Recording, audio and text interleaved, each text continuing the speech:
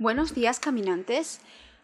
Hoy yo os hablo desde la intimidad para contaros que tengo un serio problema con las palabras, lo cual es irónico porque en cierto modo me dedico a las palabras, no solo aquí hablándoos a vosotros, sino porque, entre otras cosas, soy escritora de ficción y por tanto las palabras son mi principal herramienta de trabajo. Sin embargo, me he dado cuenta de que son una herramienta que, aunque es muy flexible, también se usa muy mal. Y no es solo porque no sepamos hablar correctamente, sino porque hay especialmente temas en los que no se puede hablar correctamente. En este mundo hay dos cosas realmente inefables.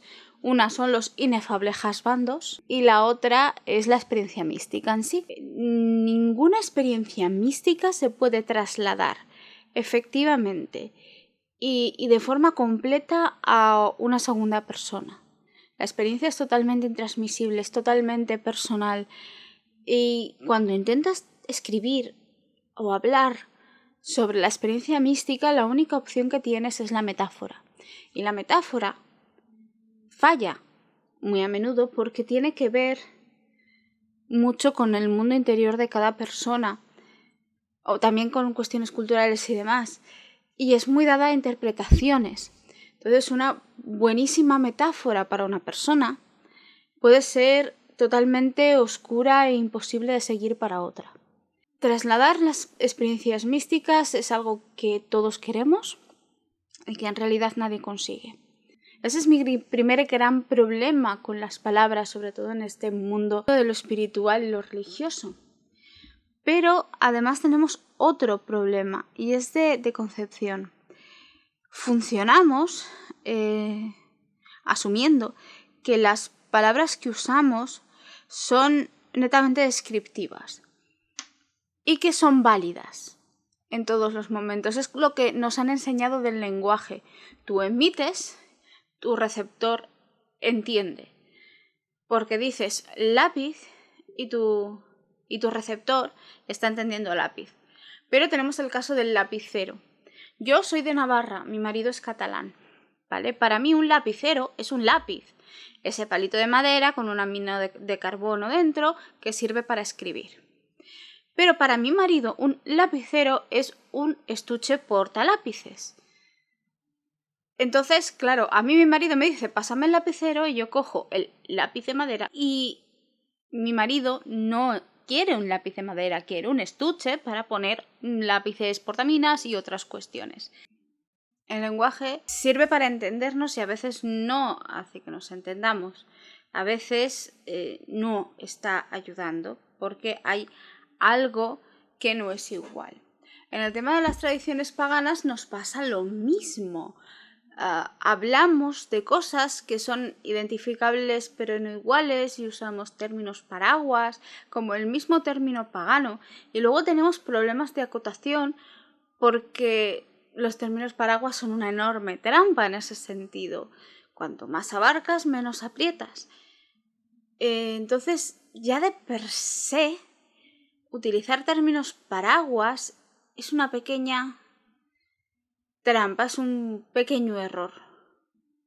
¿No deberíamos usarlos? Son útiles. Al final, los seguimos usando porque son útiles. Yo, más allá de eso, además, tengo el problema de que tengo mi propia tradición y mi propia tradición usa sus propias palabras. Pero si yo uso mi propia palabra de mi propia tradición en un medio generalista como este, por ejemplo, que no está orientado a enseñar a nadie mi tradición, sencillamente no me vais a entender. O voy a tener que pasarme un tiempo inaudito explicando qué significa esa palabra o de dónde viene. Y a veces es tan sencillo como es que celebro una fiesta que simbólicamente se parece mucho a una fiesta de otra tradición pagana, por ejemplo el Yule, ¿vale? Yo celebro una fiesta del solsticio de invierno, pero tiene su propia palabra. ¿Qué pasa? Que si yo utilizo esa palabra constantemente, para empezar, cada vez que la use tendré que explicar qué es la palabra para el solsticio de invierno. Y después, pues vendrá la consiguiente pregunta en qué diferencia hay entre tu celebración y la celebración habitual del solsticio de invierno en Wicca. Y es una discusión que no me apetece tener, para empezar, y es una discusión que en realidad solo interesa a la gente que realmente va a practicar mi tradición. Y como mi tradición es una tradición familiar y realmente se transmite en los grupos religiosos establecidos, también tienen un nombre, así como en Wicca hay covens y en druidismo hay arboledas y en Asatru hay kindreds. Nosotros también tenemos un nombre, pero ¿para qué diseminarlo si al final nadie que no forme parte de uno de verdad podrá decir, oye, tengo uno? No es una cuestión de llevar un secreto, es simplemente una cuestión de economía. Prefiero decir el grupo que no decir el nombre del grupo. Prefiero decir Yule y que todo el mundo, o solsticio de invierno, y que todo el mundo entienda que estoy hablando del solsticio de invierno, a decir el nombre del solsticio de invierno en mi tradición y tenerme que explicar. Del mismo modo hay cosas un poco más, entre comillas, esotéricas que yo no trabajo como se suele trabajar habitualmente o como ves en los libros o como viene de las tradiciones de las que provienen. Por ejemplo, el tema chakras. Yo no trabajo con chakras porque los chakras tienen muchas asociaciones culturales, tienen asociados colores, valores, palabras, sonidos, figuras y muchas cosas. Son una cuestión cultural al fin y al cabo que viene de la India y que después se ha ido transmutando en el esoterismo occidental y se le han ido quitando cosas y se le han añadido cosas. Y cada vez se le añaden más, ¿vale? Y luego hay chakras 2D, 3D, 4D, 5D, 5G. Yo no trabajo con chakras, pero sí trabajo con puntos de energía. Porque si eres sincero contigo mismo y meditas y haces trabajos de energía con la energía de tu propio cuerpo, es normal que sientas puntos de energía, sobre todo a través de la práctica y en momentos dados, ¿no? Según el tipo de trabajo que estés haciendo. Entonces yo trabajo con puntos de energía, yo llamo a estos puntos de energía de una manera, pero a la hora de compartirlo con otras personas de otras tradiciones, a la hora de hablar de ello, me resulta más sencillo hablar de chakras mayores y de chakras menores. Y ya, y más o menos todo el mundo sabe a qué me estoy refiriendo, que no ponerme a explicar toda la teoría del cuerpo energético y de la multiplicidad de las almas y todo eso que tenemos desarrollado en mi tradición. En ese sentido, el término paraguas es útil, es meramente útil, y yo me alegro de que exista, porque me ahorra mucho tiempo. Pero, a la hora de la verdad, una vez la persona que tengo delante acepta que estoy hablando de chakras y hablamos de chakras, llega un momento en el que, sobre todo si esa persona tiene un gran nivel de experiencia o una amplia información o una amplia formación en ese rango específico, empezar a pensar que yo soy idiota porque no estoy usando una enorme parte de lo que está asociado al trabajo con chakras, incluyendo el ascenso de la Kundalini o los colores o los sonidos vibracionales o otras relaciones al respecto de tipo de energía que se trabaja con cada chakra y lo que significa pues que el chakra sea más lento o que sea más expansivo, etcétera, etcétera. No quiero decir abierto y cerrado porque soy consciente de que es algo que está mal, aunque es lo que todo el mundo dice y en realidad pues a este nivel a mí me da igual. Al usar un término que no corresponde completamente a lo que yo realmente trabajo, estoy poniéndome trabas a la hora de expresarlo. ¿Es complicado? Es muy complicado. El lenguaje es lo peor. Y en ese sentido, pues ponernos etiquetas también es lo peor. Entre otras cosas porque para ponernos etiquetas tenemos que pasar mucho tiempo definiendo estas etiquetas. ¿Dónde empieza y dónde acaba la brujería en general? ¿Dónde empieza y dónde acaba la brujería de cerco? ¿Dónde empieza y dónde acaba el chamanismo? Son debates eternos en los que nunca nos terminaremos de poner de acuerdo. Y al final terminas teniendo que reconocer pues que haces todo lo posible por transmitir aquello que te ha sido dado en experiencia, en revelación, en meditación, con un golpe de rayo, como sea, pero que no puedes transmitir o expresar de mejor manera que una aproximada y metafórica. La utilidad de algunas etiquetas es algo que tengo que poner en entredicho. Porque sí está bien, ahorra discusiones. Decir, oye, mira, pues soy bruja y ya está. En vez de, oye, mira, pues soy la responsable de mi grupo, suma sacerdotisa de no sé qué, etcétera, etcétera, ¿no? La cuidadora del hogar y la cuidadora y la guardiana de la llama de... Son muchas palabras.